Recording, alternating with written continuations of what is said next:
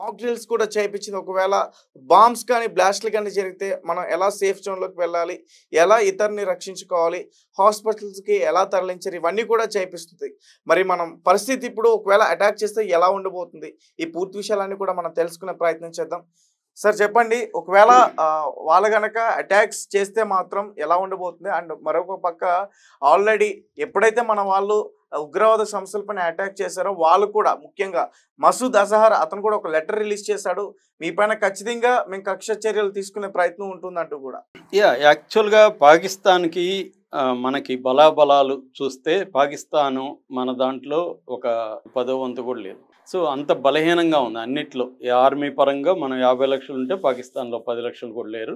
Navy పరంగా నేను ఇందాక ఒక వీడియోలో చెప్పాను. చాలా అల్టిమేట్ అగ్రెసివ్‌గా మన నేవీ ఉంది. ఆర్మ్ ఫోర్సెస్ అయితే మన డిఫెన్స్ సిస్టమ్స్ మామూలుగా లేవు. సో, ఇప్పటివరకు ఎక్కడ ఒక చిన్న డ్యామేజ్ కూడా పాకిస్తాన్ చేయలేకపోయింది. దాదాపు 50 మిసైల్స్, డ్రోన్స్ మన దేశంలో ఉపయోగించింది ఈ 2 రోజుల్లో. ఒక్కటి కూడా తగలలేదు. ఎందుకంటే డిఫెన్స్ సిస్టమ్ చాలా ఎఫెక్టివ్‌గా ఉంది. మన వాళ్ళు ఊహించిన దానికంటే కూడా S-400 గాని, ఆకాష్ గాని చాలా పవర్‌ఫుల్‌గా ఉన్నాయి. అట్లాగే మన విక్రాంత్ గాని, ఐఎన్ఎస్ విక్రాంత్ గాని, విక్రమాదిత్య ఆల్రెడీ వాళ్ళ కరాచీ పోర్టుని కబ్జా చేసుకున్నాయి. వాళ్ళ ఎకనామీ, ట్రేడు మొత్తం ఆగిపోయే పరిస్థితి. వాళ్ళకి ఎందుకంటే ఫర్ ఎగ్జాంపుల్ ఆయిల్ రోజుకి 500 బ్యారెల్ల ఆయిల్ కరాచీ ఎయిర్‌పోర్ట్‌కి దిగుమతి అవుతుంది. సో, ఇప్పుడు అవన్నీ కట్ చేసేసారు. కట్ చేసేస్తే రేపు ఆల్రెడీ వాళ్ళు ఫైనాన్షియల్‌గా చాలా అప్పుల్లో ఉన్నారు. ఇవన్నీ గాని లేకపోతే వాళ్ళ దేశం మగ్గిపోతుంది. 4 రోజులు ఉంటే యుద్ధం చేయాల్సిన పనిలే వాళ్ళు. ఆకలితో చచ్చిపోతారు. వాళ్ళే తిరుగుబాటు చేసేసి వీళ్ళందరినీ చంపేస్తారు, ఈ నాయకులందరినీ. అటువంటి ఒక కండిషన్ పాకిస్తాన్‌కి ఉంది. అందుకనే వాళ్ళు వరల్డ్ బ్యాంక్‌ని కూడా డబ్బులు అడుగుతూ దొరికిపోయారు ఇప్పుడు పబ్లిక్‌గా. సో, వరల్డ్ బ్యాంక్ అందరూ నవ్వుతున్నారు. మీరు యుద్ధం చేయాల్సింది పోయి మీ దగ్గర డబ్బు లేకుండా ఎందుకురా యుద్ధంలో దిగారు మీరు? ఇప్పుడు అడుక్కోవడం ఏంటిరా? యుద్ధం వచ్చినాక అడుక్కోవడం ఏంటి? ఎవడిస్తాడు మీకు ఇప్పుడు అప్పులు అని. అంతే కదా, మనం కొట్టుకుంటుంటే పక్కింటోడిని పోయి అప్పులు అడిగితే ఎందుకు ఇస్తారు? మీ ఇంట్లో ముందు మీరు కొట్టుకుంటా ఉంటే నేను అప్పిస్తే మీరు రిటర్న్ చేస్తారని గ్యారంటీ ఏముంది అంటారు కదా. అవును సార్. అలాగా ఉన్న పరిస్థితి అనమాట. సో, ఈ కండిషన్‌లో వాళ్ళు ఏం చేయొచ్చు? అయితే పాకిస్తాన్‌కి ముందు నుంచి కూడా ఒక పవర్ ఉంది. అదేంటంటే టెర్రరిస్టులను తయారు చేసి ప్రపంచవ్యాప్తంగా పంపించగలరు. అసిమెట్రిక్ వార్‌ఫేర్ అంటారు. సిమెట్రిక్ వార్‌ఫేర్ ఏంటేమో ఎదురెదురుగా నిలబడి వార్ చేయడం. అది కన్వెన్షనల్ వార్‌ఫేర్. అసిమెట్రిక్ వార్ ఏంటంటే బలమైన శత్రువుని బలహీనుడు ఎలా ఎదుర్కోవాలి అనే దాంట్లో ఇస్లామిజం ప్రధానంగా. అందుకని నేను చాలా సార్లు చెప్తుంటాను. సూయిసైడ్ స్క్వాడ్స్ దేంట్లో ఉన్నాయి? ప్రధానంగా ముస్లింలే సూయిసైడ్ స్క్వాడ్స్. ఒకే ఒక తమిళులు మాత్రమే ఎక్సెప్షన్. మన శ్రీలంకలో. తమిళ్‌లో కూడా సూయిసైడ్ స్క్వాడ్. ఇంకెక్కడ మావోయిస్టులో సూయిసైడ్ స్క్వాడ్స్ ఉండవు. ఇంకెక్కడ కమ్యూనిస్టులో సూయిసైడ్ స్క్వాడ్స్ ఉండవు. సూయిసైడ్ స్క్వాడ్లు ఎక్కడుంటాయి? ముస్లింల్లోనే ఎక్కువ ఉంటాయి. ఎందుకు? వాళ్ళ ఇస్లామిజాన్ని బుర్రలోకి ఎక్కించి మనం అమరులవుదాము, మనం పారడైజ్‌కి వెళ్తాము, స్వర్గాన్ని చేరతాము అని ఎక్కించి వాళ్ళని సూయిసైడ్ స్క్వాడ్లుగా మార్చేస్తారు. సో, అందువల్ల సూయిసైడ్ స్క్వాడ్స్ అనేవి ముస్లిం దీంట్లోనే ఉన్నాయంటే ఆ డాక్ట్రిన్ అంటారు కదా, వాళ్ళ ఐడియాలజీ ఎంత స్ట్రాంగ్‌గా ఉంటుందో మనం ఊహించుకోవచ్చు. అందువల్ల వాళ్ళు ఏం చేస్తున్నారంటే ఆల్రెడీ స్లీపర్ సెల్స్‌ని ఇండియాలో పెట్టేశారు వాళ్ళు. స్లీపర్ సెల్స్ అంటే ఏంటి అంటే వీళ్ళు జనరల్‌గా సమాజంలో కలిసిపోతారు. జర్నలిస్టులుగా ఉండొచ్చు, మన ఛానెల్‌లో కూడా ఎవరైనా ఉండొచ్చు, తెలీదు మనకి. మన పక్కింట్లో ఉండొచ్చు. జనరల్‌గా అందరిలో మామూలుగా షాపులో ఉండొచ్చు. అలా కలిసిపోతారు వాళ్ళు. సహజంగా ఉంటారు, మామూలుగా ఉంటారు. అయితే వాళ్ళకి ఈ కొన్ని రకాల యాపుల ద్వారా, కొన్ని రకాల సోషల్ మీడియా ద్వారా వాళ్ళ కాంటాక్ట్స్ ఉంటాయి. కొన్ని గేమింగ్ యాప్స్ ద్వారా కూడా వాళ్ళకి టచ్‌లో ఉంటారు. వాళ్ళకి ఎప్పటికప్పుడు లిటరేచర్ ఉండడం, వాళ్ళు ఫాలో అవుతూ ఉంటారు. వాళ్ళకి ఆదేశాలు వచ్చినప్పుడు ఏం చేస్తారంటే ఇక్కడ ఎవరైనా ఫర్ ఎగ్జాంపుల్ వచ్చి బాంబులు పెట్టాలి, ఒక టీం వస్తుంది. ఆ టీంకి వీళ్ళు హెల్ప్ చేస్తారు. వీళ్ళు ఎక్కడ ఉండాలి, వాళ్ళకి ఫుడ్ ఏంటి, వాళ్ళకి తప్పించుకోవడానికి ఇదేంటి, వాళ్ళకి వెహికల్స్ ఎలా ప్రొవైడ్ చేయాలి, లాజిస్టిక్స్ ఏంటి, ఇవన్నీ స్లీపర్ సెల్స్ వాళ్ళకి ప్రొవైడ్ చేస్తాయి. ఇది కాకుండా ఓవర్ గ్రౌండ్ వర్కర్స్ అని కొంతమంది కూడా ఉంటారు. Over ground workers, sleeper cells, active terrorist, ఈ 3 రకాలు ప్రధానంగా ఉంటాయన్నమాట. ఈ స్లీపర్ సెల్స్ ఒక్కొక్కసారి యాక్టివ్గా కూడా మారిపోతారు. ఇప్పుడు ఏమవచ్చు అంటే ఒక ఎగ్జాంపుల్, ఇప్పుడు అనేక రాష్ట్రాల్లో స్లీపర్ సెల్స్ వాళ్ళకు ఉంటాయి. ఫర్ ఎగ్జాంపుల్ హైదరాబాద్లో ఖచ్చితంగా స్లీపర్ సెల్ ఉంటుంది వాళ్ళకి. స్లీపర్ సెల్స్ని యాక్టివేట్ చేసేసి మీరే మెయిన్ స్ట్రీమ్లోకి వెళ్ళిపోండి, మీరే యాక్టివ్ అయిపోండి, మీరు బాంబులు ఎక్కడ పెట్టాలో పెట్టేసి ప్రజలను చంపేయండి, అల్లకొల్లోలం చేసేయండి ఇండియా అని కానీ వాళ్ళు చెప్పారనుకో, వీళ్ళందరూ యాక్టివ్ అవ్వచ్చు. ఎందుకంటే లేకపోతే వాడు మసూద్ అజర్ అంత స్థాయిలో ఒక ప్రధానమంత్రిని డైరెక్ట్గా బెదిరించగలిగాడంటే వాడికి ఉన్న ధైర్యం ఏంటి? స్లీపర్ సెల్స్ ఆల్రెడీ ఉన్నాయి. మొన్న కాశ్మీర్లో కూడా అనేక స్లీపర్ సెల్ సభ్యుల్ని పట్టుకున్నారు. ఒక స్లీపర్ సెల్ నదిలో దూకి కూడా చచ్చిపోయాడు కదా, మనం విజువల్స్ చూసాం. సో స్లీపర్ సెల్స్ అనేవి ఇండియాలో అన్ని సిటీస్లో ప్రధానంగా పెట్టుకొని ఉన్నారు వాళ్ళు. అందువల్ల ఇక్కడ నల్గొండ నుంచే ఎక్కువ రిక్రూట్మెంట్ ఉంది, ముస్లిం రిక్రూట్మెంట్ టెర్రరిజం నుంచి. అట్లాగే ఓల్డ్ సిటీలో కూడా ఉండే అవకాశం ఉంది. సో స్లీపర్ సెల్స్ని యాక్టివేట్ చేసి వాళ్ళు బాంబులు పెట్టే అవకాశం ఉంది. అట్లాగే సీక్రెట్గా అటాక్స్ అనేవి కూడా జరగచ్చు. అందువల్ల ప్రజలు యుద్ధ సమయంలో ఎలా ఉండాలి, మనోళ్ళు ఇంకా సీరియస్గా తీసుకోవాలి. కరోనా వచ్చినప్పుడు బిగినింగ్లో ఎలా నెగ్లిజెన్స్లో ఉన్నారో ఇప్పటికి కూడా మనోళ్ళు అక్కడెక్కడ బార్డర్లో జరుగుతుంది మనకేం లేదు అనుకుంటున్నారు. కానీ సీరియస్గా ఉండాల్సిన అవసరం ఉంది. చాలామంది ఎక్స్పర్ట్ల అభిప్రాయాలు నేను విన్నాను. అలాగే వివిధ దేశాల్లో వార్ సిచ్యువేషన్లో ప్రజలు ఎలా ఉన్నారో అవన్నీ కూడా నేను స్టడీ చేశాను. సో అందుకని నేను చెప్పదలుచుకుంది ఏమంటే, ప్రజలు ఈ సమయంలో ఎలాంటి జాగ్రత్తలు తీసుకోవాలనుకున్నప్పుడు నెంబర్ 1 ఏంటంటే, అనేక రకాల మిస్ఇన్ఫర్మేషన్ మన ముంచెత్తేస్తుంది. ఏ ఛానల్ పెట్టినా అరుపులు, కేకలు, దేశభక్తి, పాకిస్తాన్ని ఎట్లా కొట్టేసాం వాళ్ళని, దీనికి దూరంగా ఉండడం అవసరం. ఒకవేళ చూస్తే చూడండి, కానీ ఆ మాయలో పడకండి. మీరు ఫాలో అవ్వాల్సింది ఏంటంటే, గవర్నమెంట్ వెబ్సైట్లు, డిడి ఛానల్ చూడండి, గవర్నమెంట్ చూడండి, గవర్నమెంట్ ఛానళ్ళు ఉన్నాయి. తర్వాత NDMA అంటారు, నేషనల్ డిజాస్టర్ మేనేజ్మెంట్ అథారిటీ అని వెబ్సైట్ ఉంటుంది వాళ్ళది. ఆ వెబ్సైట్కి వెళ్ళండి, దాంట్లో నమోదు చేసుకుంటే మీకు అలర్ట్లు కూడా వస్తాయి. ఏదన్నా ఈ NDMAలో మీరు కానీ నమోదు చేసుకుంటే మీ మొబైల్ నెంబరు అవి మీకు అలర్ట్లు వస్తాయి. కాబట్టి గవర్నమెంట్ మాత్రమే ఫాలో కండి.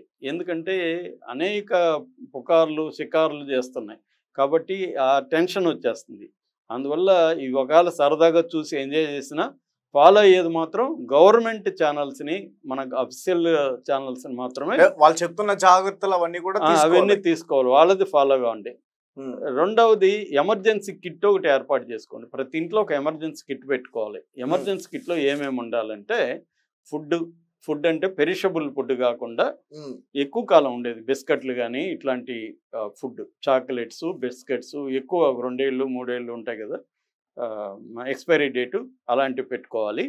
అట్లాగే వాటర్ బాటిల్స్, చిన్న వాటర్ బాటిల్స్ అంటే per day 3 litres per head కిట్లో ఉండాలి.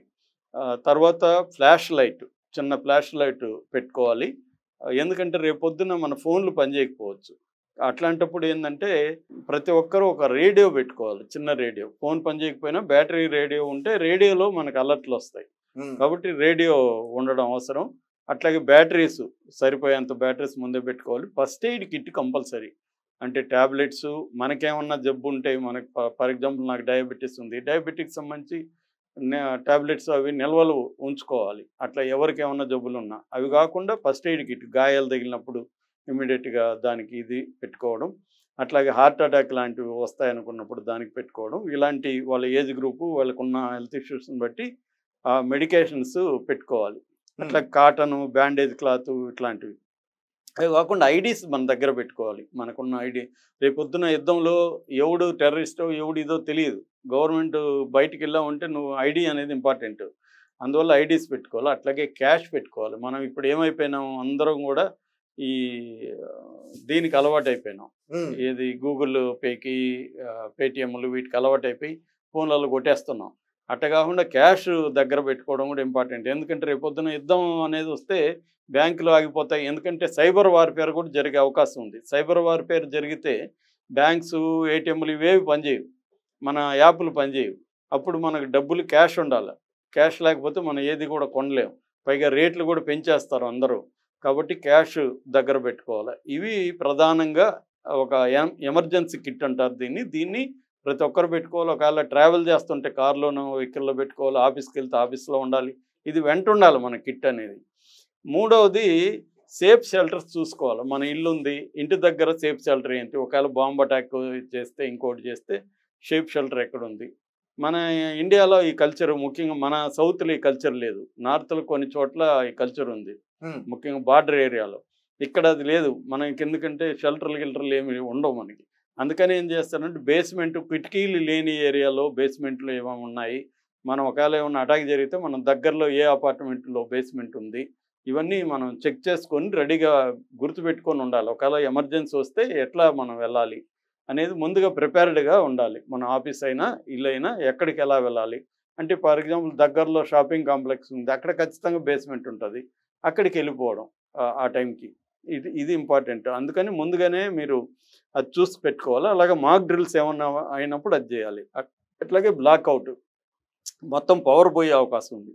అందుకని క్యాండిల్స్, ఈ నేను చెప్పిన ఫ్లాష్ లైటు, టార్చ్ లైట్లు ఇవి దగ్గరకు పెట్టుకోవాలి. క్యాండిల్స్, అగ్గిపెట్టెలు ఇవన్నీ పెట్టుకొని ఉంటే బెటర్ అనమాట. అట్లాగే మినిమైజ్ అంటే మనం తిరగడం అనేది మినిమైజ్ చేయాలి. రేపు టెర్రరిస్ట్ అటాక్స్లు రైల్వే స్టేషన్లు, తర్వాత పబ్లిక్ ఎక్కువగా ఉండే క్రౌడెడ్ ప్లేస్ని అవాయిడ్ చేయాలి.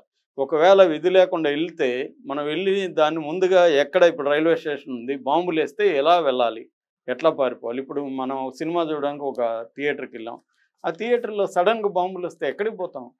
అసలు ఎంత ఇరుగ్గా ఉంటాయి మన మల్టీప్లెక్స్ థియేటర్లు. సో ఒక సన్నగా వదులుతాడు వాడు, అక్కడ మనకి ఊపిరాడకుండా చచ్చిపోతాం, సఫోకేషన్తోనే చనిపోతాం, సఫోకేషన్తో. అందువల్ల ఒకవేళ ఎక్కడికన్నా వెళ్తే ఎమర్జెన్సీ రూట్స్ ఏమున్నాయి, ఇక్కడ బయటికి వెళ్ళాలంటే ఎలా వెళ్ళాలి, ఇవన్నీ కూడా ప్లానింగ్లో ఉండాలి. అత్యవసరం అయితే మ్యాక్సిమం అవాయిడ్ చేయడం మంచిది. పబ్లిక్ ప్లేసుల్ని కొద్ది రోజులు అవాయిడ్ చేయడం మంచిది, ఎందుకంటే బాంబులు పేలే అవకాశం ఖచ్చితంగా ఉన్నాయి. అట్లాగే ట్రావెల్ అత్యవసరం అయితే తప్ప ట్రావెల్ వెళ్ళకూడదు. ఎందుకంటే ఎక్కువ ప్లేసుల్లో ఎయిర్పోర్ట్ల దగ్గర, రైల్వే స్టేషన్ దగ్గర, మార్కెట్లలో ఇక్కడే మనకు బాంబులు పేలుతాయి. కాబట్టి అటువంటి క్రౌడెడ్ ప్లేసుల్ని, క్రౌడెడ్ ట్రైన్స్, బస్సెస్, ఈ ట్రావెల్ ఏరియాలని అవాయిడ్ చేయడం మంచిది. అట్లాగే ఇంకోటి ఏంటంటే, ఫ్యామిలీలో ఎవరికైనా ఇబ్బందులు ఉన్నాయా, అంటే జబ్బులు కానీ ఇంకోటి ఎమర్జెన్సీలు ఏమైనా ఉంటే ఏంటి అనేది మనం కొంతమంది డాక్టర్లు కానీ ఎవరైనా తెలుసుంటే వాళ్ళ టచ్లో ఉండడం, వాళ్ళ సలహాలు తీసుకోవడం, అట్లాంటివి కూడా ఇంపార్టెంట్. ఒకవేళ ఇప్పుడు మనం హాస్పిటల్లో జాయిన్ కాకుండా ఇంట్లోనే జాయిన్ అయితే ఏంటి పరిస్థితి, ఇట్లాంటి జాగ్రత్తలు కూడా తీసుకోవాలి. ఎందుకంటే ఎమర్జెన్సీ వచ్చినప్పుడు హాస్పిటల్ ఏవి కూడా పనిచేయకపోవచ్చు, ఇబ్బందులు వస్తాయి, అక్కడ కూడా క్రౌడ్లు పెరిగిపోతాయి. కాబట్టి ఇవన్నీ చూసుకోవాలి. రెండవది, అన్నిటికంటే ప్యానిక్ అయిపోకూడదు. ముందుగానే మనం సగం భయంతో చచ్చిపోతారు. కరోనా టైంలో కూడా ఇదే జరిగింది. అలర్ట్గా ఉండాలి, ఇవన్నీ తెలుసుకోవాలి. మీరు కొన్ని ఉక్రెయిన్ వీడియోలు అవన్నీ చూస్తే కూడా అర్థమవుతాయి. యుద్ధం వచ్చినప్పుడు ఆ ప్రజలు ఎట్లా ఉండారు ఏంటి, కొన్ని వీడియోలు ఇప్పటి నుంచి చూస్తూ ఉంటే కూడా మీకు తెలుస్తుంది ఏ జాగ్రత్తలు తీసుకోవాలి. సో కొంత రీసెర్చ్ చేస్తే కూడా ఎవరికి వాళ్ళు జాగ్రత్తలు తీసుకోవచ్చు. ఓవరాల్గా మనం నెగ్లిజెన్స్ చేయకుండా, కేర్లెస్గా ఉండకుండా